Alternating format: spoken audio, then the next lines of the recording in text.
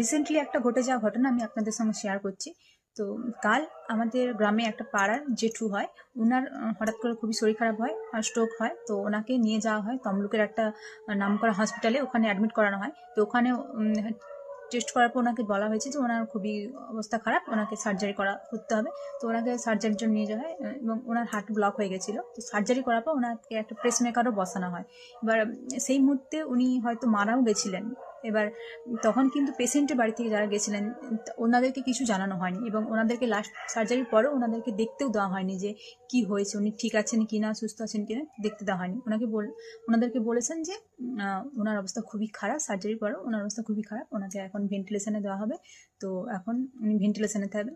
এবার যেহেতু এখন শীতকাল আপনারা জানেন, তো ঠান্ডা কোথায় থাকবে বাইরে। তো পেশেন্ট পার্টির যারা গেছিলেন তারা সবাই বাড়ি ফিরে এসেছেন, কিন্তু ওনাদেরকে একবারও জানানো হয়নি যে মারা গেছেন। এভাবে কিন্তু অনেক ঘটনা ঘটেছে যে হসপিটালের বিল বাড়ানোর জন্য এভাবে করা হয়। কিন্তু এটা দেখুন, সবাই সমান না। উনি কিন্তু একজন চাষি ছিলেন, একদম খেটে খাওয়া মানুষ। এতটাও সামর্থ্য নয় যে ওনার বিশাল টাকা পয়সা নেওয়ার জন্য। কিন্তু ভাবুন একবার চিকিৎসা ব্যবস্থাটা কোথায় গেছে।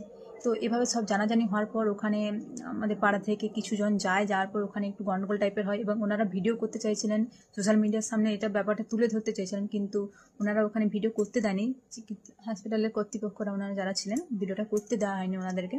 এবং ওনারা বলেন যে ব্যাপারটা মিটমাট করে নিন, আমাদের টাকা লাগবে না, আর আপনারা ব্যাপারটাকে প্লিজ মিটমাট করে নিন। যাই হোক, ওখানে মিটে গেল ব্যাপারটা। তো ঠিক আছে, যাই হোক, কিন্তু এটা একটা মানুষের ইমোশনালের ব্যাপার, ঠিক আছে।